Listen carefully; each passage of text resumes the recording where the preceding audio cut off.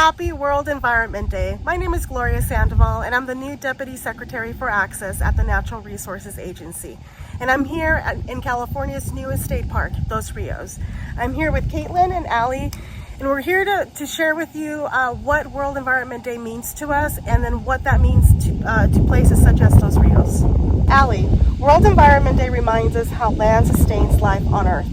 Farmlands such as those found here in the Central Valley and grasslands and rivers at this new state park, Dos Rios, provide humanity with the goods and services that make civilization possible. Why is Dos Rios a good example of the importance of safeguarding these natural resources?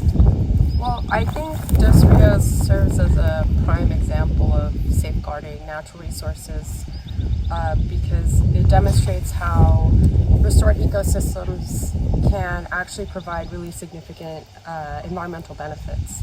So with River Partners restoring over 1,600 acres of floodplain habitat, that not only has enhanced the biodiversity here, it's also improved water quality, and it's also provided habitat for wildlife here.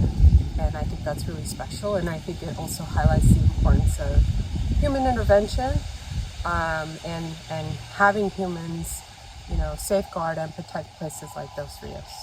Thank you. So how can Dos Rios help with climate change impacts such as drought, and especially here at Dos Rios State Park? Well, it's funny that you asked that because Dos Rios is 1,600 acres, which used to be farmland. So this is all rewilded, and we have the Tuolumne River on one side and we have the San Joaquin River on the other.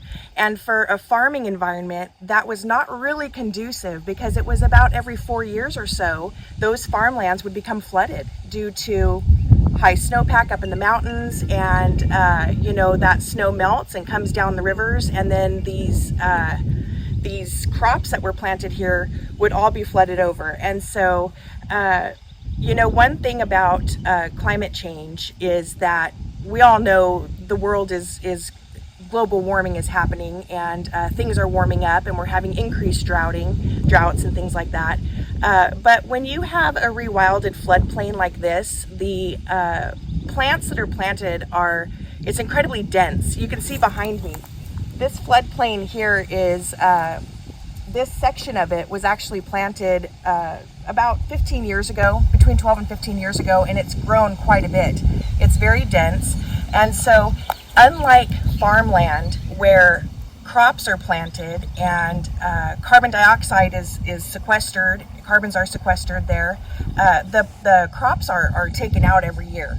Seasonally they're removed. And so the wonderful thing about rewilded floodplains like this, which we need more of along our river's edge, is that these trees and plants that you see behind me, they are sequestering carbons which move through the plant and down into the soil, and these plants will not be removed. So that carbon is basically stored in the soil for a much longer period of time, and that really contributes to the cooling of the atmosphere.